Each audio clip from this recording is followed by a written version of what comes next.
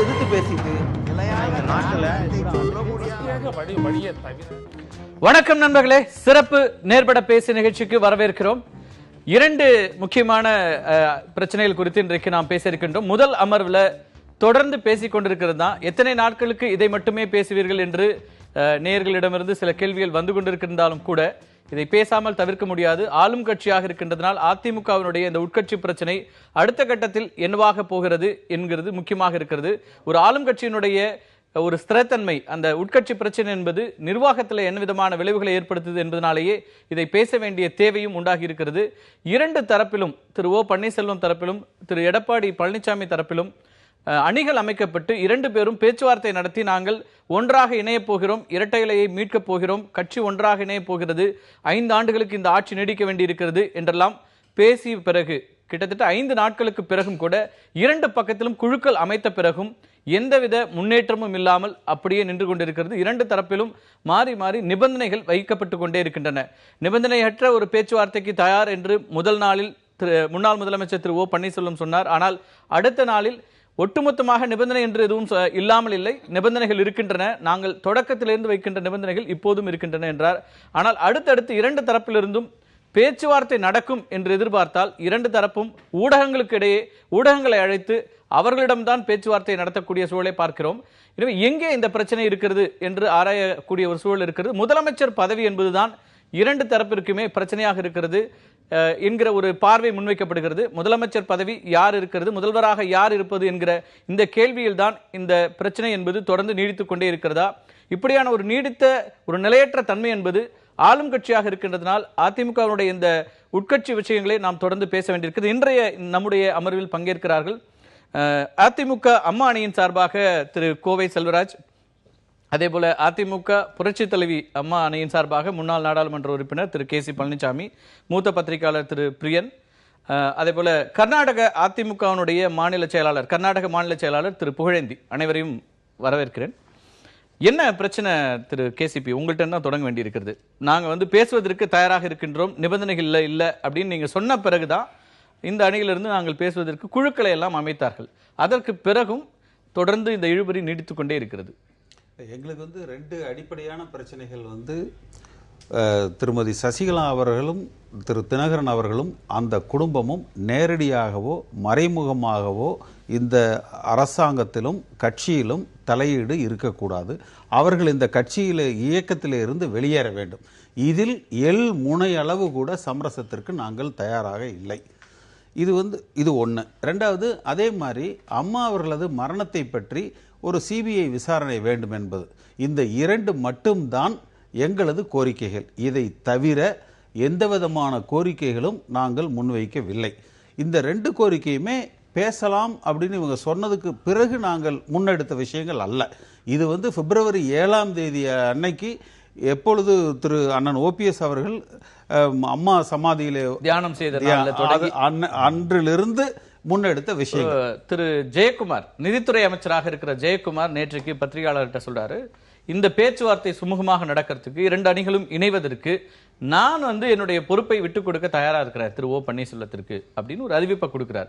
அவர் ஒரு தானாக முன்வந்து ஒரு அடுத்த கட்டத்துக்கு இந்த பேச்சுவார்த்தையை நகர்த்துவதற்கு ரொம்ப ஒரு ஃபீல் குட்டா, ஒரு பாசிட்டிவா அப்படி ஒரு பதில கொடுத்திருக்கார் அப்படின்னு பாக்குறது. அவர் தானா முன் இதை கெடுக்கிறதுக்கு உண்டானதுக்கு அஸ்திவாரம் போட்டார். ஏன்னா 2 தரப்பிலும் குழுக்கள் அமைத்ததற்கு பிறகு ஒரு தனிப்பட்ட திரு ஜெயக்குமார் அவர்கள் இந்த குழுவில் இல்லை. தனிப்பட்ட மனிதர்கள் கருத்துக்கள் சொல்வது தவறு. 2 குழுக்கள் இருக்கிறாங்க, அந்த குழுக்கள் தான் பேசணும். அந்த குழுக்களை தாண்டி 3வது மனிதர் அதுல கேள்வி எழுப்பப்படுகிறது. அப்ப அதுக்கு ஒரு பதில் கொடுக்கிறாரு, அவர் சொல்ல வேண்டிய பதில். ஆனால் அதற்கு உடனடியாக திரு மைத்ரேயனுடைய எதிர்வினையை பார்க்க வேண்டியிருக்கிறது. மைத்ரேயன் என்ன சொல்றாரு, ஜெயக்குமாருடைய இந்த பேச்சு என்பது அடுத்த கட்ட பேச்சுவார்த்தைக்கு உதவாது, அவர் சொல்ற கருத்து. அப்படின்னா அவர் திரு ஜெயக்குமார் அவர்கள் சொல்றது, அண்ணன் பன்னீர்செல்வம் அவர்களுக்கு நான் நிதியமைச்சர் பதவியை விட்டு தருகிறேன் அப்படின்னு சொல்றாரு. அந்த கருத்து அவர்கிட்ட இருக்கிறது அதுதான். அவர் நிதித்துறை பெரிய பொறுப்பு, அவர் அதை தானே விட்டு கொடுக்க முடியும். நாங்க பேசுறது குழு கிட்டயா திரு ஜெயக்குமார் கிட்டயா ஒரு கேள்வி எழுப்பப்படுகிறது. ஏன் கேள்வி என்னன்னா, நீங்க சொல்றீங்க குழு அமைக்கப்பட்டது, ஏன் அவர் பேசினார் அப்படின்னா, அவர் குழுவிலே இடம்பெறல. குழுவினுடைய பேச்சு தான் அதிகாரப்பூர்வமானது அப்படின்னு நீங்க சும்மா இருக்க முடியும், சைலண்டா இருந்திருக்கலாம். ஆனா உடனே நீங்க எதிர்வினை ஆற்றுறது, அது என்ன நிதியமைச்சரை கொடுப்பீங்களா அப்படின்னா, அப்ப நீங்க எதிர்பார்ப்பு வேறையா இருக்கிறது. முதலமைச்சர் அப்படிங்கிற பொறுப்புக்காக நீங்க வெயிட் பண்றீங்களா, அல்லது அதற்காக நீங்க வந்து இதை உடனடியா அதை ரூல் அவுட் பண்றீங்களாங்கிற கேள்வி வருது இல்ல? அதாவது நிச்சயமாக எங்களுக்கு வந்து அந்த எதிர்பார்ப்புகள் வந்து இல்ல. எங்களுடைய கண்டிஷன் அப்படிங்கிறது இந்த ரெண்டு தான். இது வந்து இன்னைக்கு வந்த கண்டிஷன் இல்ல, முதல்ல இருந்து வச்சது. பிரச்சனை எங்கன்னா திரு ஜெயக்குமார் அவர்கள், அதே மாதிரி இன்னைக்கு காலையில திரு சி.வி. சண்முகம் அவர் சொல்லிருக்காரு குழுவே இல்லை அப்படிங்கிறாரு. திரு கடம்பூர் ராஜு, அது மாதிரி வரிசையா பார்த்தீங்கன்னா ஒரு பெரிய லிஸ்டே வந்து போடலாம். எங்களுக்கு பிரச்சனையே இப்போ என்னன்னா, நாங்க சசிகலா அணியோட பேசுறோமா, எல்லாம் அவர் எடப்பாடி பழனிசாமி அங்கிருந்து பிரிஞ்சு வந்துட்டேன்னு எங்ககிட்ட ஒரு தோற்றத்தை கொடுக்குறாரு, அவரோட பேசுறோமா, இது வந்து ரெண்டும் கலந்த கலவையா இருக்குது. அதுதான் எங்களுக்கு வந்து பிரச்சனையே. ஒரு தெளிவா அவங்க இல்லைங்க, நாங்க தான் அவங்கள அவங்க தான் தெளிவா முதல் நாளே ஒரு நீங்க வந்து திரு தங்கமணி வீட்டுல இதுக்கான ஆலோசனை கூட்டம் நடந்த போதும் அதற்கு அடுத்த நாளும் தெளிவா சொல்றாங்க, திரு டிடிவி தினகரனை ஒதுக்குகிறோம், துணை பொதுச்செயலாளர் அவர் தான், கட்சியில இனிமே இருக்கக்கூடாது, இவர்களுடைய குடும்பத்தை ஒதுக்கி வைத்து விட்டு நாங்கள் கட்சிக்காக அவரே ஒதுங்கிக் கொள்ள தயாராகவும் இருக்கிறார், நாங்க சொல்லிட்டோம் அப்படின்ட்டாங்க.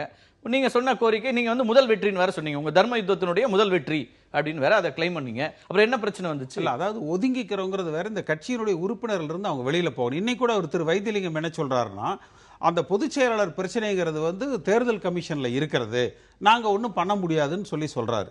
அப்ப இவர்கள் வந்து தேர்தல் கமிஷனுக்கு எழுதணும்னு சொல்லி நாங்க கேட்கிறோம். இது மாதிரி இவங்களை வந்து நாங்க இந்த இயக்கத்தை விட்டு விலக்கிறோம், இந்த இயக்கத்துக்கும் இவங்களுக்கு சம்பந்தம் இல்லை, அதனால அவங்க கருத்துக்களை நீங்க எடுத்துக்காதீங்க அப்படிங்கிற கருத்தை இவங்க வந்து தேர்தல் ஆணையத்துக்கு முன்வைக்கணும். இப்ப யார் நீக்க முடியும் நினைக்கிறீங்க? இப்ப சசிகலா அவர்கள் இப்போ வந்து பொதுச் செயலாளராக இருக்கிறார், தேர்ந்தெடுக்கப்பட்ட பொதுச் செயலாளர், அவர் யார் நீக்க முடியும்? தேர்ந்தெடுக்கப்பட்டவர் இல்ல, நியமிக்கப்பட்டவர். நியமிக்கப்பட்ட பொதுச் செயலாளர் உங்க கட்சியினுடைய விதிப்படி யார் நியமிச்சாங்க?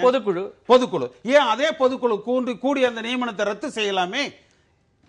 புரட்சி தலைவர் எம்ஜிஆர் காலத்திலிருந்து ஒரு சாதாரண பொதுக்குழு கூடி ரத்து செய்வதற்கு உங்க கட்சியினுடைய பைலாஸ் வந்து அதுக்கு இடம் கொடுக்கிறதா? அதாவது பைலா படி முதல்ல அவங்க திருமதி சசிகலா அவர்கள் பொதுச் செயலாளராக தேர்ந்தெடுக்கப்படவே இல்லையே, அவர் நியமிக்கப்பட்டவர் தானே. அதாவது ஒருத்தருக்கு வந்து அப்பாயின்ட் பண்றாங்க, அந்த அப்பாயின்ட் பண்றது இன்வாலிட் சொல்றோம். ரொம்ப சிம்பிளான கேள்வி, உங்க பைலா படி அவரை நீக்கவும் முடியாது. இப்ப பிரச்சனை நியமிக்கப்பட்டவரை பொதுக்குழுவே கூடி நீக்கவும் முடியாது, இவருடைய விருப்பத்தை சட்டப்படி நீங்க உங்களுடைய கட்சியினுடைய விதிகளின்படி அது செய்ய முடியாது. சசிகலா அவர்கள் எங்கள் விதியின்படி இந்த கட்சியினுடைய பொதுச் செயலாளரே அல்ல. சரி, இவர்களது எண்ணத்தை அவர்கள் வெளிப்படுத்தலாம், அந்த எண்ணத்தையே இவங்க வந்து வெளிப்படுத்த மாட்டேங்கிறாங்க. அது நாம தொடர்ந்து பேசுவோம். திரு செல்வராஜ், நீங்க இரண்டு அணிகளும் இணைவதற்கு நாங்க எல்லா விதத்திலும் விட்டு கொடுக்கிறோம். நீங்க முதல் நாள் வந்து கடுமையான சில வார்த்தைகள் எல்லாம் திரு கே.பி. முனுசாமி பத்திரிகையாளர் சந்திப்புல சொல்லி கடும் நிபந்தனைகள் எல்லாம் விதித்த பிறகு உடனடியாக திரு வைத்திலிங்கம் மூலமாக ஒரு அமைதி புறா பறக்க விடப்பட்டது. நாங்க எந்த நிபந்தனைக்கும் வரலைங்க, நீங்க கூப்பிட்டா நாங்க வந்துடுறோம்லாம் சொன்னீங்க. ஆனா எங்க பிரச்சனை வருது? அவர் ரெண்டு நிபந்தனை தான் நாங்க தொடர்ந்து சொல்றோம், அதை இவங்க ஏத்துக்கவே இல்லை. ரொம்ப குறிப்பா சொல்றாரு, இவங்க எந்த அணி இருக்காங்க, சசிகலா அவர்களுடைய அணியின் சார்பாக அவர் இருக்கிறாரா அல்லது திரு எடப்பாடி பழனிசாமி அவர்களுடைய அணியா இருக்கிறாங்களா, இதுவே எங்களுக்கு ஒரு கிளாரிட்டி இல்லை. அப்ப அந்த புரிதலை இல்லாம நாங்க எப்படி பேசுறதுன்றார். அதாவது யாருமே எந்த அணியும் கிடையாது, அனைத்து இந்திய அண்ணா திமுகங்கிற கட்சியில தான் எல்லாருமே இருக்கிறோம். சில சங்கடங்கள் கருத்து வேறுபாடுகள் வந்ததுனால ஒரு 2-3 மாசம் இடைவெளி ஒழிய இது தொடர்ந்து வர வேற ஒரு கட்சியோட இணைப்பு விழா கிடையாது. இது ஒரே கட்சியில் இருக்கிறோம், ஒட்டுமொத்த கருத்துகள் கேடுகளை மறந்துவிட்டு ஒற்றுமையாக பேச வேண்டிய சூழ்நிலையில் எங்க ஒரு அறைக்குள் உட்கார்ந்து பேசுகின்ற விஷயங்களை வெளிப்படையாக பேசுவதுதான் வருத்தமா இருக்கு. அது வந்து ரெண்டு தரப்பு தெளிவா அதான் சொல்ல வரேன். இவங்களும் இங்கேயும் ஒரு சிலர் வந்து சம்பந்தம் இல்லாத கருத்து வேறுபாடுகளான கருத்துக்களை சொல்றதும், அங்க இருக்கிறவங்களும் அது மாதிரி சொல்லக்கூடாது. ஆனா முனுசாமி அவர்கள் பேசுகின்ற பொழுதும் கூட அதை வந்து வெளியே பேச வேண்டியதில்லை, சந்திச்சு உட்கார்ந்து பேசும்போது நீங்க இது மாதிரி செய்யுங்க, அது என்ன பேசினாலும் இவங்க 7 பேர் அவங்க 7 பேர் பேச போறாங்க முடியும். அவங்க தொடர்ந்து பிப்ரவரி 7ஆம் தேதியில இருந்து சொல்றாங்க, இதெல்லாம் இருக்கு, இந்த கண்டிஷன்லாம் இருக்கு, இவங்க வச்ச குற்றச்சாட்டுகளை விட்டுட்டு உங்களோட வர்றாங்கன்னு வச்சுங்க, எதுவுமே நடக்கல அப்படின்னா அப்ப அதிகாரத்துக்கும் பதவிக்காக உங்களோட வந்தாங்க இல்ல. கண்டிஷனே யாருக்குமே 2 பேருக்குமே வேண்டியது இல்ல. இனிமேல் கட்சி எப்படி நம்ம வழி நடத்திட்டு போகணும், அம்மா ஆட்சி இந்த 60 நாட்கள்ல இதுதான் நம்ம சிந்திக்கணும். பிப்ரவரி 7ஆம் தேதியில தொடங்கி இன்னைக்கு ஏப்ரல்ல நீங்க அந்த 5 நாளைக்கு முன்னாடி வரைக்கும் 2 அணியிலும் மாறி மாறி வெளிப்படுத்திய பல்வேறு ஊழல் குற்றச்சாட்டுகள், பல்வேறு கடுமையான நேரடி குற்றச்சாட்டுகள், இதெல்லாம் அப்படியே வந்து மறைஞ்சிருமா? இல்ல, இது வந்து ஒரு குடும்ப சண்டை தான். குறைந்தபட்சமாக ஒருத்தர் ஒருத்தர் குடும்ப கோபத்துல சண்டை பேசிக்கிறது இருக்குது, அண்ணன் அதெல்லாம் தம்பி சண்டை, மறந்துட்டு நாங்க தான் குடி செய்யணும். போன திருவேறு நீங்க சொல்றது இதெல்லாம் இருக்கட்டும். இல்ல, இல்ல. ஆனா அடிப்படையில எதுவுமே இல்லைங்க அப்படின்னு நீங்க ஒன்னா போனா கடந்த காலத்தை பத்தி பேசிட்டே இருந்தோம்னா ஒருமே செய்ய அரசியல்ல வந்து சில கடந்த கட்சிகள் காலமே இல்ல. சேரும்போது இப்ப கூட அவங்க கேக்குறது இல்ல, இல்ல, ரொம்ப நேரடியா- எதிரியா இருக்கிற கட்சி கூட கூட்டணி சேர்ற காலத்துல ஒரே கட்சியில் இருக்கிறவங்களுக்குள்ள அது ஒரு பெரிய இஷ்யூவே கிடையாது. கடந்த காலத்தை பத்தி பேசிட்டு இருந்தோம், நாங்க ஒண்ணுமே எவ்வளவு வேணா நடக்க திட்டிப்போம். நிகழ்காலத்தை இல்ல, பத்தி நாங்க பேச- எவ்வளவு வேணா ஒருத்தர் கடுமையா விமர்சிச்சுப்போம், எவ்வளவு வேணாலும் ஒருத்தர் எக்ஸ்போஸ் பண்ணிப்போம், பொதுவெளியில எல்லாத்தையும் பண்ணி முடிச்சிருவோம். அதுக்கு பிறகு எதுவுமே நடக்கல, நாங்க ஒண்ணாய்ப்போம் அப்படின்னு சொன்னா மக்களும் அதை அதுக்காக ஏத்துப்பாங்க. இல்ல, இல்ல, இல்ல, அதுக்காக மக்களும் இல்ல, அதை அதுக்காக ஏத்துப்பாங்க. பேசுனதே கட்சிக்காரங்களும் தொடர்ந்து பேசிட்டு ஏத்துப்பாங்க. இருக்க முடியாது இல்லையா? எதிர்காலத்தை பார்க்கணும், நாட்டை பார்க்கணும், கட்சியை பார்க்கணும், இங்கதான் எல்லாத்தையும் கேக்குறேன். பார்க்கணும். எதிர்காலத்தை பார்க்கணுங்கிறது யாரோட எதிர்காலம்? கட்சியை பார்க்கணும்னா கட்சியோட யாரு? எதிர்காலம், நாட்டோட கட்சி எதிர்காலத்துக்காக வழிநடத்துறது, இதை பார்க்கணும்னு சொல்றது வந்து நாட்டுக்காக தான் மக்கள் இணைகிறோம். எதிர்ப்பாங்களா? நாட்டுக்காக இல்ல, இணைகிறோம். அதுதான் யாரும் கேக்குறேன். இங்க என்ன எந்த வேற- நாட்டுக்காக இணைவதுல என்ன நீங்க உங்க அப்படி நாட்டுக்காக இணைவதுன்னா இந்த பிரச்சனைகளே வராதே, எந்த நிபந்தனைகள் இருக்காதே. எந்த நிபந்தனையும் யாரும் வைக்கலையே, பேசக்கூடிய தலைவர்கள் யாரும் வைக்கல, ஒண்ணும் வைக்கல. இது வந்து சும்மா நம்ம வந்து ஒரு ஒவ்வொருத்தருடைய கருத்துக்களை, தனிப்பட்ட கருத்துக்களை, தனிப்பட்ட கோபதாபங்களை வந்து உணர்ச்சி வசப்பட்டு பேசிடுறாங்க.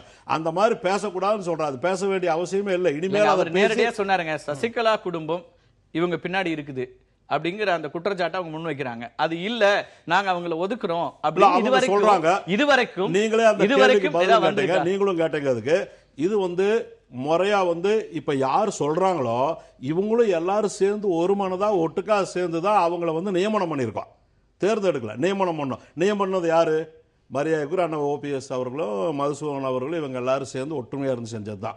இப்ப அது என்ன, ஒரு நிமிஷம், அது என்ன செய்யணும்? இல்ல, எல்லாரும் சேர்ந்தா தேர்தல் கமிஷனுக்கு லெட்டர் கொடுத்தோம். இது என்ன செய்யணும்? ஒற்றுமையா சேர்ந்து உட்கார்ந்து பேசி ஒரு முடிவு எடுத்ததுக்கு அப்புறம் அதுக்கு ஒரு தெளிவு கிடைக்கும். என்ன தெளிவு வரும்? தெளிவு வரும். அதை வந்து பத்திரிகையில ஓப்பனா இப்ப டிவியில வந்து என்னுடைய மனசாட்சிப்படி நான் எங்க கட்சியை விட்டு கொடுத்து பேச, என்னால் அப்படி பேசி வந்து விவாதத்தை வந்து நான் வேற மாதிரி திசை திருப்ப விரும்பல. அதனால அது வந்து 2 பேர் உட்கார்ந்து பேசுவாங்க, தெளிவா பேசுவாங்க. 2 தலைவர்களும் ஒன்னா வந்து மரியாதைக்குரிய முதலமைச்சர் அவர்களும் முன்னாள் முதலமைச்சர் 2 பேரும் கலந்து பேசுவாங்க. இது ஒரு முடிவு வரும். முடிவு வரும்போது என்ன மாதிரி லெட்டர் கொடுக்கணுமோ அதை தேர்தல் கமிஷன் கொடுத்துட்டு போறாங்க, செஞ்சுட்டு போறாங்க. இது எல்லாம் வந்து வெளியே வந்து ஒரு சாதாரணமா 2 கட்சியை வந்து லெட்டர் பேட் கட்சி கூட்டு அலையன்ஸ் பேசுறவங்க கூட அவங்கள ரூம்ல உட்கார வச்சு பேசுறோம். இதை வெளியே டிவி பக்கத்துல வச்சுட்டு தொலைக்காட்சி பேசுறோம். அது இந்த மாதிரி பேசக்கூடாதுன்னு சொல்றேன். இல்ல, நீங்க பல விஷயங்களை பேசி பேசி இதெல்லாம் நடக்கிறது. ஆனா அதுக்கு பிறகு இன்னைக்கு பேச்சுவார்த்தைக்கு குழுக்கள் அமைக்கப்பட்டு 2 தரப்பு சொன்ன பிறகு இன்னைக்கு அவங்க வந்து திருவான்மியூர்ல போய் இடம் பாக்குறாங்க, எம்ஜிஆர் 100ஆண்டு விழா கொண்டாடுவதற்கு. அது அவங்க எல்லாம் ஒன்னா சேர்ந்து செய்யறதுக்காக தான் பாக்குறாங்க. உங்களுக்கும் அழைப்பு கொடுத்துட்டாங்க. நீங்க வந்து தலைமை கழகத்துக்கு பேச்சுவார்த்தைக்கு குழு அமைச்சிருக்கோம், வருவாங்க, பேச தயாரா இருக்கோம். நீங்க வருவாங்க. இல்ல, எந்த தகவலும் யார்கிட்டயா பேசுனீங்களா? ஒண்ணுமே நடக்கல. அது இன்னைக்கு வைத்தியலிங்க வந்து இன்னைக்கு முறையா வந்து செய்தி அனுப்பி இருக்காரு. குறுஞ்செய்தியா போய் சேரல, ரீச் பண்ண முடியல சொல்றாங்க. எங்களுக்கு புரியவே இல்ல. இல்ல, இப்ப எங்க இருந்து எங்க ரீச் பண்ண முடியல? இந்த கம்யூனிகேஷன் வேர்ல்டுல நீங்க வந்து அத்தனை பேர் இருக்காங்க, இத்தனை குழுக்கள் இருக்கு, யாரையும் தொடர்பு எல்லைக்கே கொண்டு வர முடியலன்னா என்ன, எப்படி பேச்சுவார்த்தை நடக்குது? 2 குழுவிலையும் சந்தோஷமா பேசுவாங்க, நல்லதே நடக்கும், நல்ல ஒரு முடிவு எடுப்பாங்க. அதுல எந்த சந்தேகம் வேண்டிய அவசியம் இல்லை. அதனால பழச பத்தியோ விவாதம் இதுல வேகமா பேசி கருத்துகள் பரிமாற்றங்கள் வந்து வேகமாயிருக்கூடாதுன்னு சொல்றோம். அண்ணா பழனிசாமி பேசும்போது தொடர்ந்து நம்ம என்ன சொல்றோம்னா, இது வந்து எங்க பேச வேண்டிய இடம். 2 கருத்து சொன்னாங்க. அந்த கருத்துக்கு இதுவரைக்கும் நீங்க பதில் சொல்லல. அவர் கேட்ட 2 விஷயத்துக்கு பதில் சொல்ல வேண்டிய, நீங்க அதுக்கு தயாரா இல்ல. சசிகலா அவர்களுடைய குடும்பத்தை ஒதுக்குவதற்கு நீங்கள் தயாராக இல்லாத போது அவங்களுக்கு என்ன சந்தேகம் வருது? இல்ல, ஆரம்பத்துல இருந்து தொடக்கத்துல இருந்து அதான் சொல்றாங்க. இருப்பாங்க. ஒருத்த வந்து வேகமா பேசுறானா, தம்பி பேசும்போது அண்ணன் வந்து அதுக்காக அவனோட சேர்ந்து சண்டை போட மாட்டார். என்ன செய்வாரு? இருக்கட்டும், நம்ம தம்பி தான் சொல்லி அரவணைச்சிட்டு போயிடும். அந்த மாதிரி நாங்க அரவணைச்சு போகணும்னு நினைக்கிறாங்க. சசிகலாவையும் தினகரனையும் அரவணைச்சு போகணும். இதுதான் எங்க பிரச்சனை. அதாவது அவங்க வந்து இரண்டும் கலந்த கலவையா இருக்கிறாங்க. இதுதான் எங்க பிரச்சனை. இல்ல, ஒரே ஒரு நிமிஷம் உங்களுக்கு சொல்றேன். அவங்களை நீக்கிறோம் வச்சிருக்கோம், வெளிப்படையா 4 நாளைக்கு முன்னாடியே எல்லாம் தெளிவா சொல்லியாச்சு. அதுக்கப்புறம் அதுக்கு வந்து என்ன தெளிவா சொன்னீங்க? அங்கதான் பிரச்சனை. இப்ப அவரோட சேர்ந்து குடும்பம்னு சொல்லிட்டோம். அதுக்கு ஒவ்வொருத்தர் பேரா சொல்லிட்டு இருக்க முடியாது. இல்லங்க, பொதுச் செயலாளர் பதவி தானே இருக்கிறதுல உயர்ந்த பதவி. நீங்க இப்ப பொதுச் செயலாளர் பதவி தான் அவங்க சொல்றாங்க. நீங்க கலந்தே பேசாம பேசுறதுக்கு முன்னாடி எழுதி முடியும். என்ன பிரச்சனை? பேசுறதுக்கு முன்னாடி எழுதி கொடுக்க முடியாது சார். இது ஆமாங்க, அவங்க வைக்கிறது என்னன்னா OS மணியன் அவர்கள்ட்ட எங்க வைக்கணும், எங்க வைக்கணும், எந்த அமைச்சர்களுமோ சசிகலா அவர்களுடைய பதவி குறித்து பேசுவதற்கு தயாராகவே இல்ல. அவங்க அதை கடந்து தான் போறாங்க. அப்படிங்கும்போது இந்த கேள்விகள் நாங்க அதை பேச மாட்டோம்னு யாருகிட்ட சொன்னோம்? எந்த இடத்துலயும் அவங்க கேட்கிறாங்க. கலந்து பேசலையே சார், கலந்து பேசாம ஒரு விவாதமாவே பத்திரிகையாளர்கள் நான் வந்து உடனடியாக திரு OS மணியன் உள்ளிட்டவர்கள்ட்ட தொலைபேசியில அன்னைக்கு வந்து கேட்டபோது கூட, கருத்து சொல்லும் போது கூட அவங்க எங்கேயோ பெங்களூர்ல இருக்காங்க, நேரடி அரசியல் இல்ல, அதனால அது பாட்டுக்கு இருந்துட்டு போகுது, அதை பத்தி ஏங்க இப்ப பேசணும்? துணை பொதுச் செயலாளர் தான் அன்னைக்கு இருக்காரு, அவர் ஆக பொதுச் செயலாளரை பத்தி பேசுவதற்கு தயாராக இல்லை. இன்றைக்கும் தலைமை கழகத்துல சசிகலா அவர்களுடைய படங்கள் தான் இருக்கிறதுன்றதையும் அவங்க குற்றச்சாட்டா முன்வைக்கிறாங்க. தனிப்பட்ட முறையில் ரொம்ப முக்கியமா திரு KP முனுசாமி இன்னைக்கு நமது எம்ஜிஆர் எடுத்து காமிச்சாரு. நமது எம்ஜிஆர் உங்களுடைய அதிகாரப்பூர்வ நாளேடு, அதுல முக்கியமா பிரதானமான செய்தியா இருக்கிறது ஆதரவான பத்திரிகை தான் ஒழிய அதிமுகவுடைய புதுசா ஒரு செய்தி சொல்றீங்க. ஆமா, புதுசா ஒரு செய்தி ஆதரவு பத்திரிகை தான். கட்சியுடைய பத்திரிகை, நிர்வாகிகள் இருக்காங்க, நிர்வாகிகள் இருக்காங்க, ஆசிரியர் இருக்காங்க, அவங்க நடத்துறாங்க. இதுவரைக்கும் கட்சியினுடைய பத்திரிகையா இருந்துச்சு. ஜெயலலிதா அவர்கள் பத்திரிகை தான், கட்சியை அவரே நடத்தின பத்திரிகைங்க, அவங்க நடத்தின. இது அம்மா என்ன செஞ்சாங்க, ஒரு கமிட்டியை போட்டு எல்லாம் பண்ணி நீங்க நடத்துங்கன்னு சொல்லி விட்டாங்க. இப்ப இதுவரைக்கும் நமது எம்ஜிஆர்ல வந்த அறிவிப்புகள் எதுவும் அதிகாரப்பூர்வ அறிவிப்புகள் இல்ல. உங்க கட்சியினுடைய அறிவிப்புகள் பெரும்பாலும் நமது எம்ஜிஆர்ல தான். அவர் யாரை நீக்கிறோம், யாரை சேர்க்கிறோம், எல்லாம் நமது எம்ஜிஆர்ல வந்துச்சு. அப்ப என்ன ஆதரவு பத்திரிகை நான் சொல்ல முடியுமா? உங்களுடைய பத்திரிகையா இருக்கிறதுனால தான் நம்ம கேட்போம். திரு புகழேந்தி, உங்கள்கிட்ட கேட்க வேண்டியிருக்கிறது, இந்த ரெண்டு விஷயங்கள்லயும் இருந்தும் தனித்து இன்னொரு பக்கம் இருக்கிறீங்க திரு டிடிவி தினகரனுடைய தரப்புல இருந்து. அது குறித்து பேச வேண்டிய ஒரு சிறிய இடைவேளைக்கு பிறகு நேர்பட பேச தொடரும். அதிமுகவினுடைய இரண்டு அணிகளையும் இணைப்பதற்கான பேச்சுவார்த்தை என்பது தொடர்ந்து இழுபறியில் நீடித்துக் கொண்டிருக்கிறது. பேச்சுவார்த்தையே தொடங்கப்படவில்லை. இரண்டு அணிகளும் அதற்கான பேச்சுவார்த்தை குழுக்களை அமைத்தார்களே தவிர பேச்சுவார்த்தைக்கான ஒரு சமிக்கை எந்த இடத்திலிருந்து வராமல் இருக்கிறது. அது குறித்து தான் பேசிக் கொண்டிருக்கணும். திரு புகழேந்தி, இடைவேளைக்கு முன்னாடி திரு செல்வராஜ் வந்து நமது எம்ஜிஆர் நம்ம கட்சி பத்திரிகையே இல்லை, அது ஒரு ஆதரவு பத்திரிகை அப்படிங்கிற புதிய ஒரு செய்தியை குறிப்பிட்டிருக்கிறார். அதுலேருந்து உங்கள்கிட்ட தொடங்குறோம். கழக நாளேடு தான், அதில் எந்த வித ஐயப்பாடும் இல்லை. அதுதான் ஆரம்பத்திலிருந்தே கழக நாளேடு. அதில் தான் அறிவிப்புகள் நீங்கள் சொன்னது போல கட்சியிலிருந்து நீக்கினாலோ சேர்த்தாலோ எது நடந்தாலோ எந்த அறிவிப்பு வந்தாலோ அதில் தான் வரும். அதில் no question of supporting paper or something. இது கழக நாளேடு. அது எனக்கு இந்த ரெண்டு அணிகளும் நிபந்தனைகள் இல்லை அப்படிங்கிற நிறுவனம் கிடையாது. கட்சியோட நிறுவனம் நமது எம்ஜிஆர் இல்ல. நீங்க வந்து இப்ப இந்த கட்சியில இதுவரைக்கும் அறிவிப்புகள் மொத்தமும் நமது எம்ஜிஆர் தான் கொடுத்தாங்க. அதனுடைய ஆசிரியரா யாரும் இல்ல. அது தொடங்கப்பட்டது ஜெயலலிதா அவர்களால. அம்மா தான் துவக்கி வச்சாங்க, அம்மா தான் நடத்திட்டு இருந்தாங்க. இப்ப தனி நிறுவனமா ஆரம்பிச்சதுனால அதுல வந்து ட்ரஸ்டி மேனேஜ்மெண்ட்னு போட்டதுனால இந்த குழப்பம். இப்போ இந்த பேச்சுவார்த்தைகளை எனது அனுபவபூர்வமாக நான் பார்க்கிறேன்.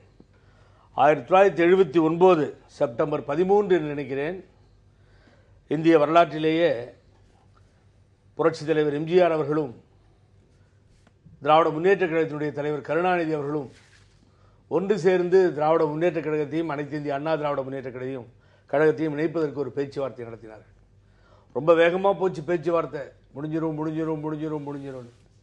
கடைசியாக இது வெற்றி பெறவில்லை. புரட்சித் தலைவர் எம்ஜிஆர் அவர்கள் எனது தாயாரே வேண்டாம் என்று சொல்லிவிட்டார்கள். அது இப்பொழுதுதான் எனக்கு சரியாக தெரிகிறது, வேண்டாம் என்று சொல்லிவிட்டார்கள். அது தோற்றுவிட்டது. ஒரு வருஷம் முடிஞ்சிருக்கு.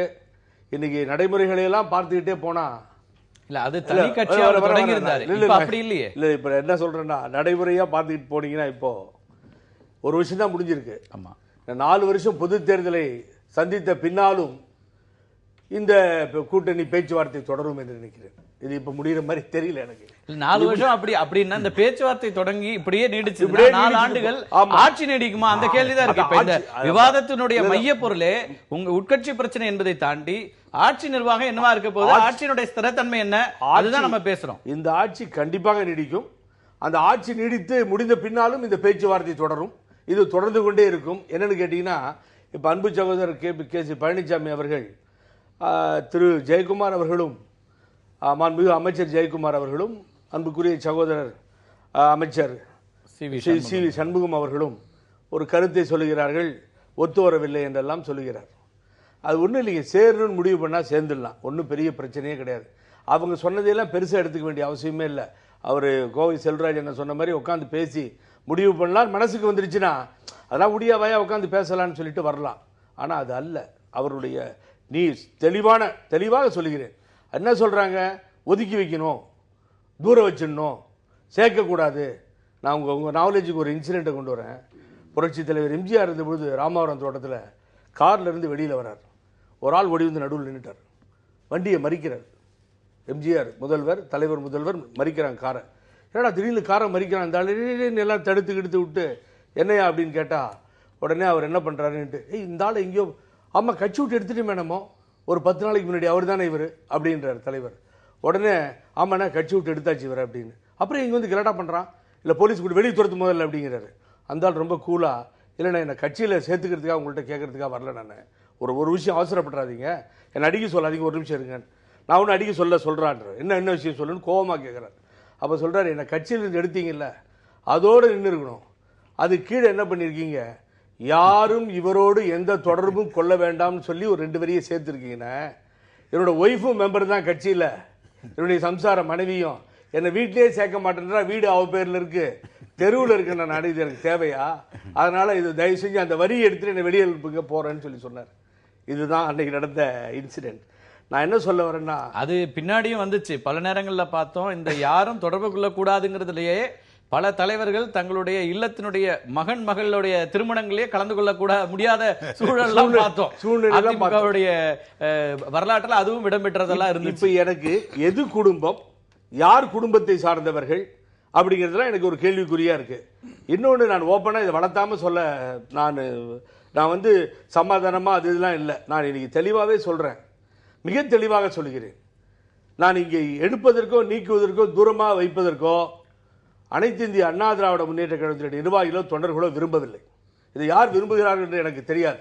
யாரை நீக்குவதற்கு யாரை ஒதுக்குவதற்கு விரும்பலன்றீங்க. இவர் திரு முனுசாமி அவர்கள் சொல்லுகிறார்கள், பொதுச் செயலாளர் குடும்பத்தையே ஒதுக்கி வைக்க வேண்டும் என்று சொல்லி. இன்றைய தினம் அவர்கள் தான் பொதுச் செயலாளர். எலெக்ஷன் அப்டேட் கொடுத்திருக்காங்க சார். எல்லாருக்கும் சேர்த்து இன்னொன்னு கூட சொல்றேன், நான் எலெக்ஷன் கமிஷன்ல நீங்க you can walk and withdraw முடிஞ்சிருமா, நேரா போய் வித்ட்ரா பண்ணிக்க முடியுமா எனக்கு தெரியல. Election commission more than 4000 pages complaint கொடுத்திருக்காங்க, அதெல்லாம் அங்கே பெண்டிங் இருக்கு.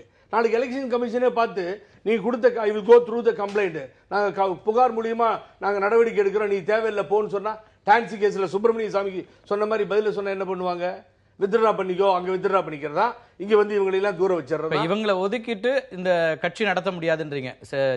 சசிகலா அவர்களுடைய குடும்பம் இல்லாமல் கட்சி நடத்த முடியாது என்கின்ற பேச்சுக்கு வரவே இல்லை, நான் அப்படி சொல்லவும் இல்லை. கட்சி அவங்களை நீக்க வேண்டும், வெளியிலே வைக்க வேண்டும் என்கின்ற கேள்வி, அது மாதிரி அவர் சொல்றது சரியில்லை, அதுக்கு நாங்கள் ஒத்து வரவில்லை.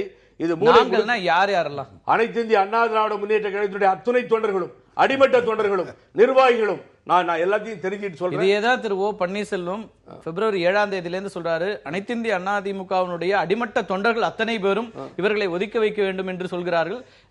122 சட்டமன்ற உறுப்பினர்கள் இருக்கலாம், 37 நாடாளுமன்ற உறுப்பினர்கள் இருக்கலாம், ஆனா 1.5 கோடி தொண்டர்களும் எங்கள் பக்கம் இருக்கிறார்கள் 3 பேர் சொல்றீங்க. அப்ப 4.5 கோடி வருதா அப்படின்னு தெரியல எனக்கு. நான் என்னைக்கும் கார்த்திக் சார், நான் 1.5 கோடி தொண்டர்கள் சொல்றதே இல்லை. என்னன்னு கேட்டீங்கன்னா, இந்த 1.5 கோடி தொண்டர்கள்ட்ட ஒரு நாள் 2 நாள் எப்படி பேசிடுறாங்கன்னு எனக்கு தெரியவே மாட்டேங்குது. உடனே போன் போட்டு பேசுறாங்களா, இல்ல அவங்க இவங்க கிட்ட பேசுறாங்களா, எப்படி 1.5 கோடி தொண்டர்களை இவங்க தொடர்பு கொள்றாங்கன்னு தெரியல. சுத்தமான பொய் அது. இப்ப நீங்க என்ன அடிப்படையில் சொன்னீங்க, தொண்டர்கள் அத்தனை பேரும் இப்படி இருக்காங்க அப்படினா, நான் விசாரித்தவரை தொண்டர்கள் அதே மாதிரி அவங்களுக்கும் எல்லாம் இருக்கு. அவங்க வந்து உண்ணாவிரதம் இருந்தாங்க, உண்ணாவிரதத்துல எத்தனை தொண்டர்களை நான் பார்த்தேன், அந்த தொண்டர்கள் சொன்னாங்க. 1.5 கோடி தொண்டர்களையும் சந்திச்சாச்சா இல்ல தெரியும். நீங்க எவ்வளவு பேரை சந்திச்சீங்களோ அதை விட அதிகமா அவங்க சந்திச்சிருக்காங்கல்ல. இல்ல நேற்று வரை இல்ல வர இந்த கட்சி பொதுச் செயலாளர் அவர் அண்ணன் செல்வராஜ் சொன்ன மாதிரி அதை முன்மொழிந்தவர், வழிமொழிந்தவர் எல்லாம் அங்கதான் இருக்காங்க. அவர்கள் தான் அவரை தேர்வு செய்தார்கள், நாங்களாம் கை தட்டோம் உட்காந்துட்டு. அவங்க தேர்வு செய்ய அவங்களே இப்ப வேணான்றாங்க. வேணாம் அவங்க சொல்லும் பொழுது நாங்க ஒத்துக்கணுமா? ஏன் ஒத்துக்கொள்ள வேண்டும்? the affidavit filed maximum, அதாவது 95% பொதுக்குழு உறுப்பினருடைய affidavit ஃபைல் பண்ணிருக்கு.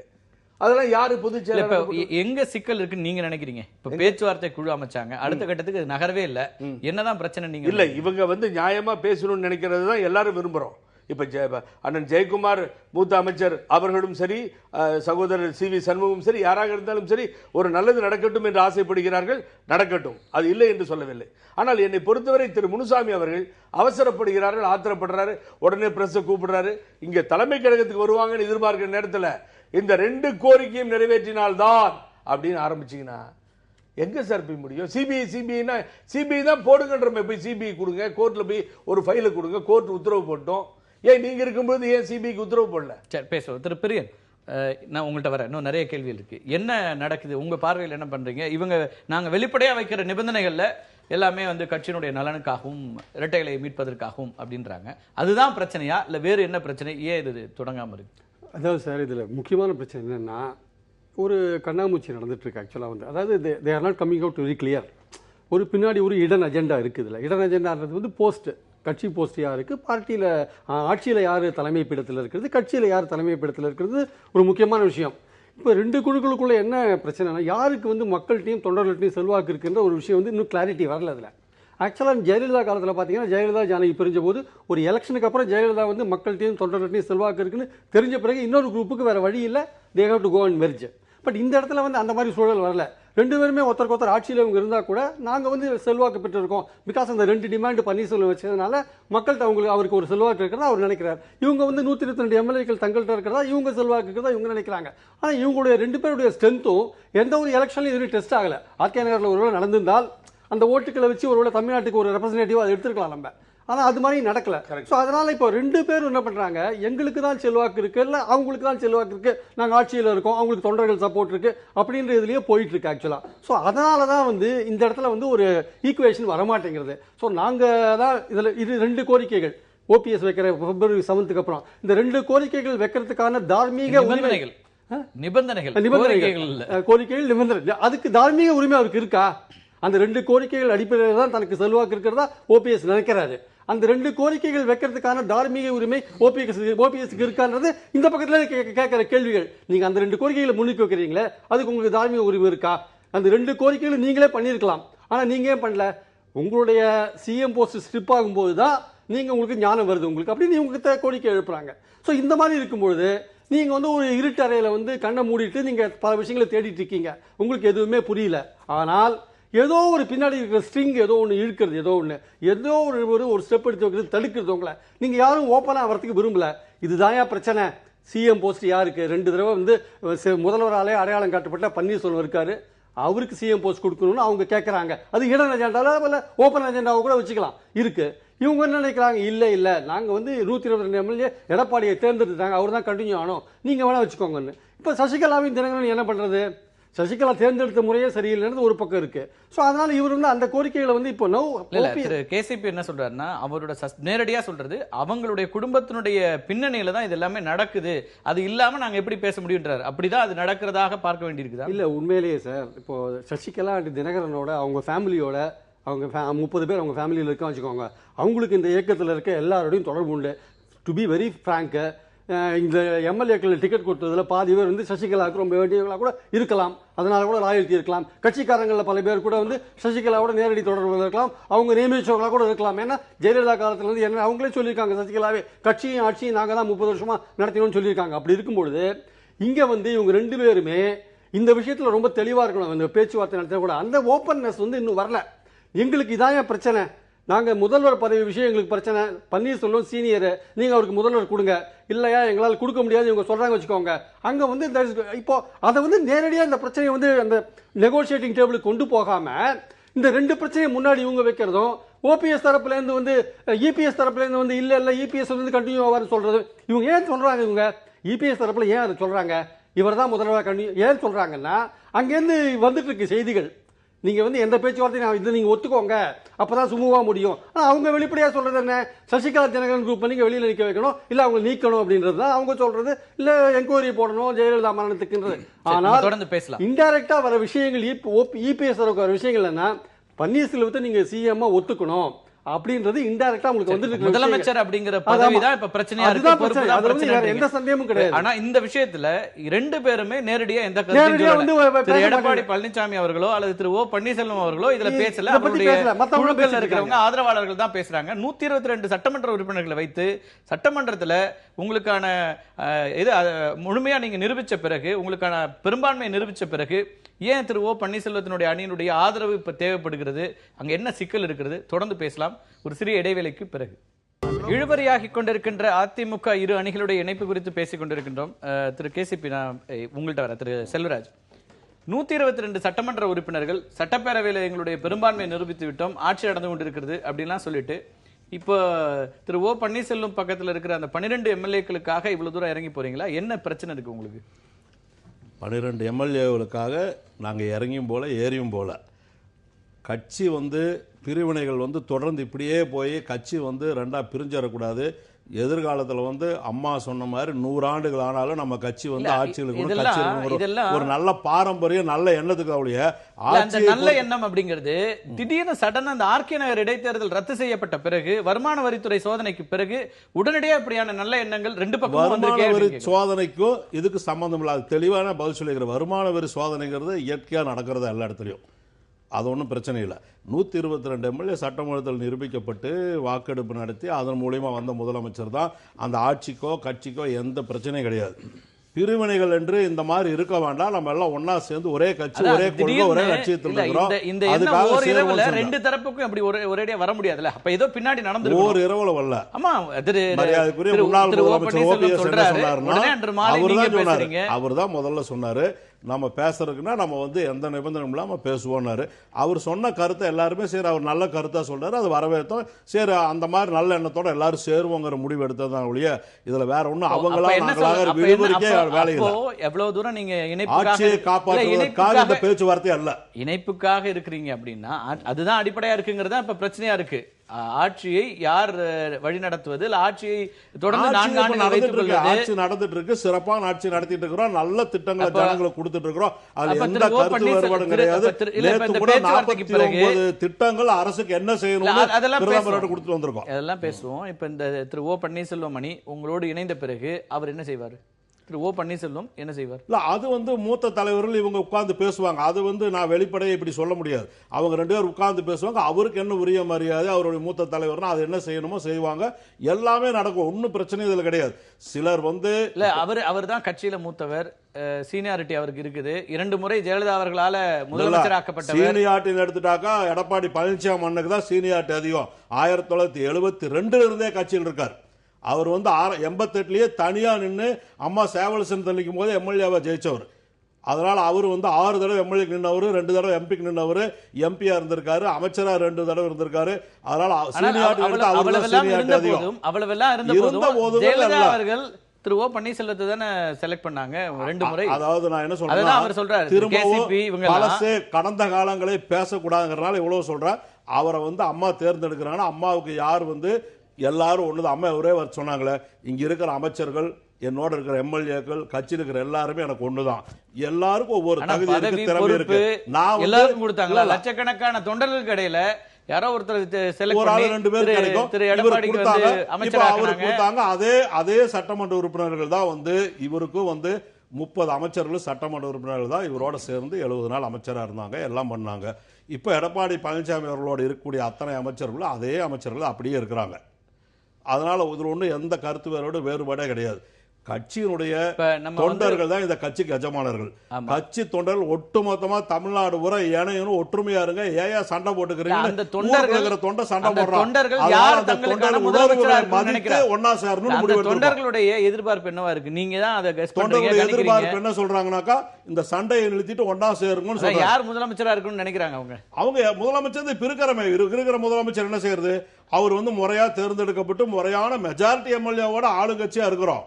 அது ஒன்றும் பிரச்சனையே இல்லை. இந்த 12 பேரும் சொல்றீங்க இல்லையா, அவங்க இல்லாம தானே இந்த ஆட்சியை நாங்க நிரூபிச்சு காட்டியிருக்கிறோம். அதனால அந்த பிரச்சனைக்கே போகல. அவங்களும் அந்த பிரச்சனை சொல்லல, எங்களுக்கு முதலமைச்சர் கொடுங்கன்னு எந்த இடத்துல சொல்ல. அதே முனுசாமி முதல் முதல் சொல்லும்போது என்ன சொன்னாரு? முதல் முதல் சொல்லும்போது என்ன சொன்னாரு? நிதியமைச்சர் பொறுப்பை கொடுக்கிறேன்றாரு. முதலமைச்சர் பதவியை நிதியமைச்சர் பொறுப்பை கொடுக்கிறேன்னு சொல்றதுக்கான ஒரே ஒரு நிமிஷம். சகோதரர் முனுசாமி என்ன சொன்னார் முதல் நாள் பேட்டியில? நாங்க எந்த நிபந்தனை வைக்கல, முதலமைச்சர் பதவி கேட்கல, நீங்க ஏன் அதை பத்தி சொல்றீங்கன்னு கேட்டார். அதேனாலதான் இப்போ அதே தான் நான் சொல்றேன். யாரு முதலமைச்சரை மாற்ற வேண்டிய முகாந்திரம் இல்லை என்று சொன்னது திரு தம்பிதுரை, உங்கள் அணியில் இருக்கிறவரு. அதை பற்றி பேசியிருந்தீங்க. முதலமைச்சரை கேட்கலையே, நீங்க ஏன் சொல்றீங்கன்னு கேட்கலன்னு சொன்னார்ல. அடுத்ததாக ஜெயக்குமார் இந்த விளக்கத்துக்கு நான் பதில் கொடுக்க வேண்டியது இல்லைன்னு சொல்றேன். அந்த திரு ஜெயக்குமார் அவர்கள் நிதியமைச்சர் பொறுப்பை கொடுக்கிறேன்னு சொல்ல வேண்டிய அவசியம் என்ன இருக்குது? அப்ப முதலமைச்சர் இல்ல, நிதியமைச்சரை நான் கொடுக்குறேங்கிறது அதுல வர்ற நேரடியான அவர் மேல இருக்கிற அன்பு பாசத்தினால உறவா நல்ல நண்பரா இருந்தனால சகோதர பாசத்துல சொல்றாரு. அந்த பாசத்துல நான் சொல்றேன், அண்ணன்ட்ட பேசுறேன், கட்சிகள்கிட்ட பேசுறேன், அவருக்கு முக்கியமான கட்சி பொறுப்பை பொதுச் செயலாளர் பொறுப்பை நாங்க கொடுக்கிறோம். அப்படி எதுவுமே இது வரைக்கும் வரலையே. ஆனால் நிதியமைச்சர் பொறுப்பை கொடுக்கிறோம் சொல்ல வருது. எதை செய்யற என்ன பண்றோங்கிறது இவங்க எல்லாரும் உட்கார்ந்து பேசுறதுக்கு 2 இதுல குழு போட்டாங்க. நேரம் ரொம்ப குறைவா இருக்கு. பேசுவாங்க. கடைசியா வந்து இப்போ வரைக்குமே முதலமைச்சர் முன்னாள் முதலமைச்சர் இப்போது வரைக்கும் நீங்கள் பேசியதிலையும் திரு எடப்பாடி பழனிசாமி அவர்கள் ஏற்கனவே முதலமைச்சராக இருக்கிறார், அவருக்கு பெரும்பான்மை இருக்கிறது, மக்கள் அவரைத்தான் இப்போ வந்து முதலமைச்சராக பார்க்கிறாங்க, மாற்ற வேண்டிய அவசியம் இல்லை அப்படிங்கறதுல உறுதியா இருக்கிறீங்க. இந்த இடத்துல அதுதான் நான் சொல்றேன். அப்போ இது எல்லாமே நாங்க வந்து பின்னாடி முடிவு பண்ண வேண்டியது அப்படின்னு நீங்க சொல்லல, உறுதியாக அவர் தான் இருக்கிறார், அதுல என்ன பேச்சு இருக்கு அப்படின்னும் போது அதுல என்ன கருத்து வருகிறது? உங்களுடைய கருத்து, உங்களுடைய தரப்பு கருத்து உட்கார்ந்து பேசும்போது என்ன முடிவு எடுக்கிறாங்க ஒட்டுமொத்தமா எல்லாரும் ஏத்துக்குவோம்னு சொல்றேன் நான். எங்களுடைய கருத்து என்னன்னா, இவங்களதுல ஒரு கலப்படம் இருக்குது. இப்ப வந்து ஏன் நாங்க முதல்லயே அவங்கள வெளியேத்துங்கிறத நீங்க ஒரு முடிச்சாரு. ஏன் அதை முதல்ல சொல்றோம்னா, திருமதி சசிகலா அவர்களையும் அந்த குடும்பத்தையும் வெளியேற்றுறோம்னு சொல்ற பொழுது அதுக்கு உரிய நடவடிக்கைகள் இறங்குற பொழுது அதனுடைய கிளாரிட்டி வந்துடும். யாரெல்லாம் அவங்களை ஆதரிக்கிற எம்எல்ஏ, யாரெல்லாம் அவங்களை ஆதரிக்கிற கட்சி பொறுப்பாளர்கள் அப்படிங்கிற ஒரு குரூப் வந்து தனியாக டிவைட் ஆகிடும். அப்போ அது ஆகையில் அதை தள்ளிட்டு மிச்சம் இருக்கிற திரு எடப்பாடி பழனிசாமியோ மற்றவங்களோடையோ இணைந்து பணியாற்றுறதுல அந்த குடும்பத்தை தவிர்த்து, இல்லை அந்த குடும்பம் தான் இருக்கணும் அப்படின்னு சொல்கிறவங்களை தவிர்த்து மற்றவங்களோடு இணைந்து செயல்படுறதுக்கு நாங்கள் தயாராக இருக்கிறோம். நாங்கள் ஏன் முதல்ல கேட்கிறோம்னா, இணைஞ்சதுக்கு பின்னால் மறுபடியும் ஒரு குழப்பம் வந்து உருவாகக்கூடாது. அதனால அதை முதன்மைப்படுத்தி இதை வந்து நீங்க இந்த பேச்சுவார்த்தைக்கு தயாரானதே அந்த குடும்பத்தில் இருக்கிற இன்னொருவர் சொல்லிதான் நீங்க இந்த பேச்சுவார்த்தைக்கு முன் வந்தீங்க அப்படின்னு இருக்கு. அப்ப அது இல்ல, அது உண்மை இல்லையா? அந்த குடும்பத்திலிருந்து யார் இன்னொருத்தர் சொல்லியெல்லாம் நாங்கெல்லாம் ஒன்றும் வரல. ரெண்டு பேரும் ஒன்னா சேர்ந்து போங்க, அதுக்கு நான் வந்து என்கேஜ் பண்றேன்னு சொல்லி அந்த குடும்பத்திலே இருக்கிற ஒரு பெரியவர் பேசும்போது அதை ஒட்டி தான் இவர் வந்து நான் பேச வருகிறார். அந்த குடும்பத்தை பொறுத்த வரைக்கும் எல் முனை அளவு எங்ககிட்ட சமரசமே கிடையாதுங்க.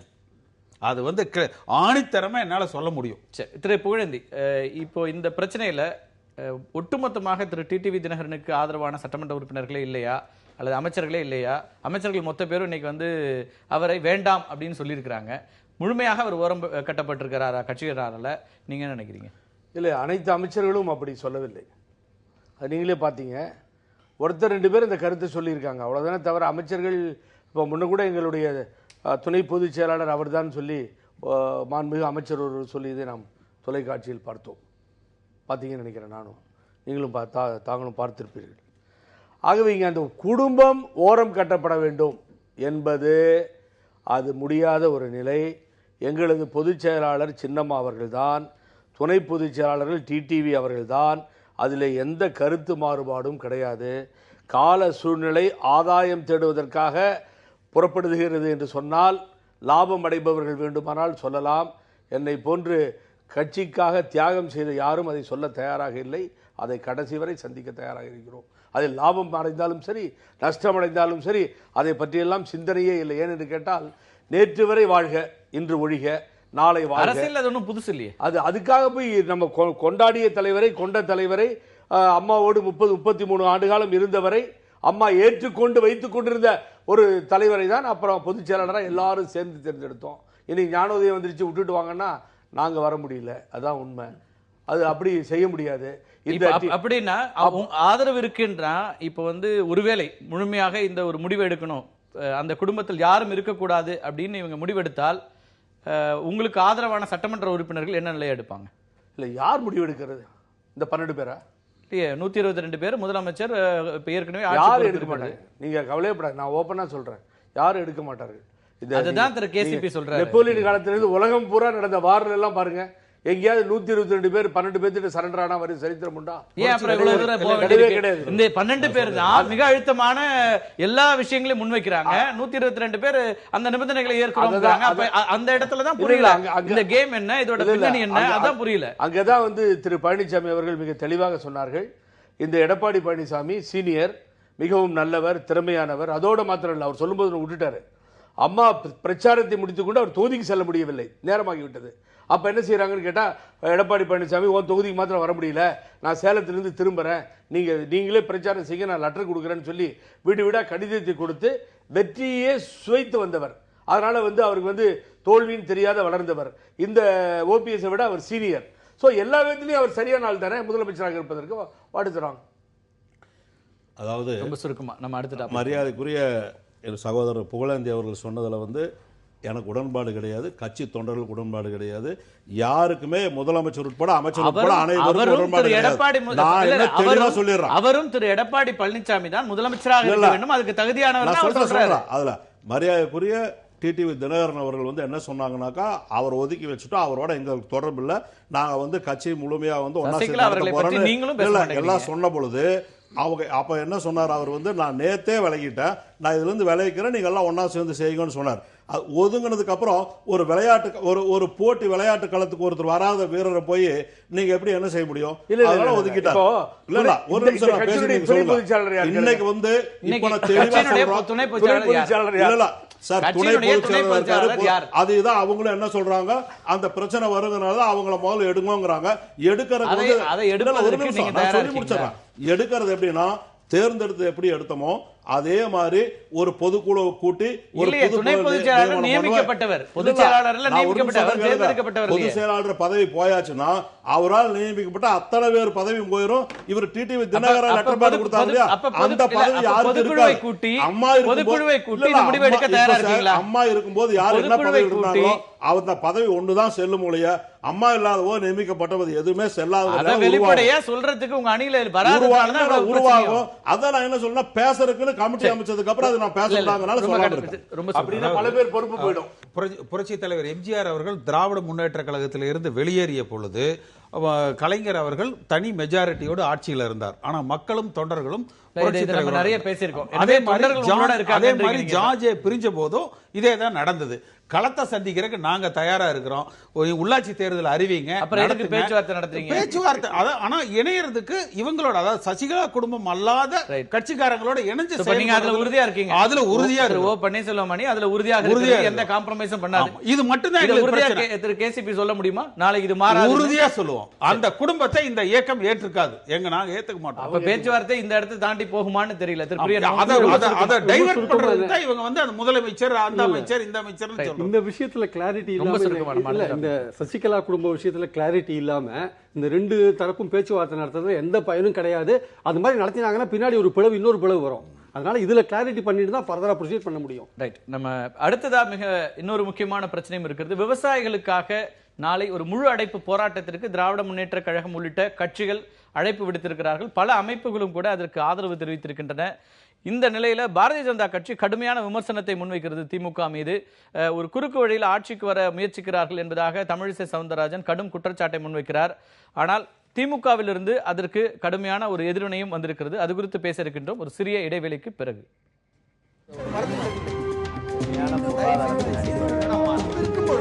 எதிர்த்து பேசிட்டு நாட்டுல